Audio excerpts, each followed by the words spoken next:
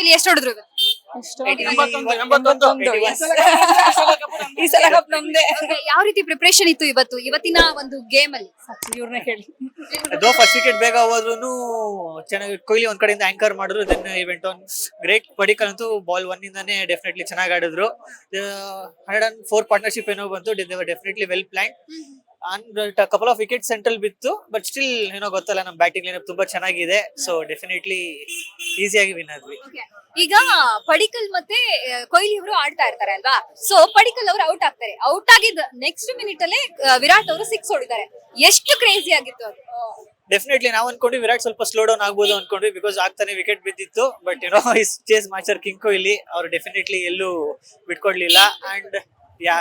And pressure ನಮ್ಮ ಮೇಲೆ observe ಆಗ್ಲಿಲ್ಲ. First of all back to back boundaries ಬರ್ತಿತ್ತು, ಸ್ಟ್ರೈಕ್ ರೊಟೇಟ್ ಆಗ್ತಾನೆ ಇತ್ತು.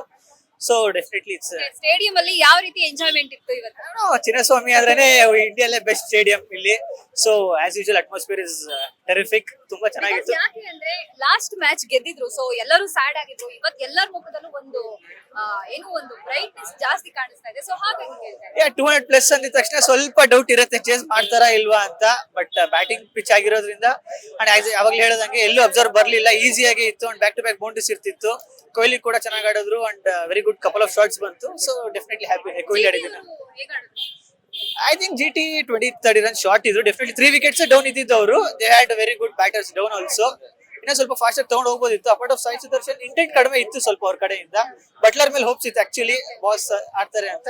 ಆಡ್ಲಿಲ್ಲ. ಅಂದ್ರೆ ತ್ರಿಮೂರ್ತಿಗಳು ಚೆನ್ನಾಗಿ ಆಡ್ತಾರೆ, ಅದ್ರಲ್ಲಿರೋ ತ್ರಿಮೂರ್ತಿಗಳು ಅಂತ ಹೇಳ್ತಾ ಇದ್ರು. ಸೊ ಅವ್ರು ಎಲ್ಲಿ ಎಡಗುದ್ರು? ಪವರ್ ಪ್ಲೇ ಶುಭ್ಮನ್ ಗಿಲ್ಗೆ ಸ್ಟ್ರೈಕ್ ರೊಟೇಟ್ ಆಗ್ಲೇ ಇಲ್ಲ.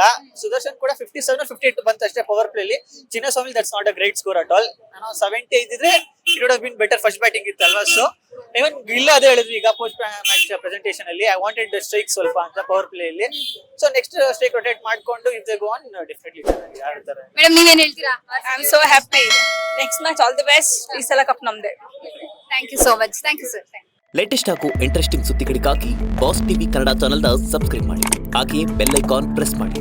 ಇದರ ಜೊತೆಗೆ ಫೇಸ್ಬುಕ್, ಇನ್ಸ್ಟಾಗ್ರಾಮ್, ಎಕ್ಸ್ ನಲ್ಲೂ ಮಿಸ್ ಮಾಡದೆ ಫಾಲೋ ಮಾಡಿ.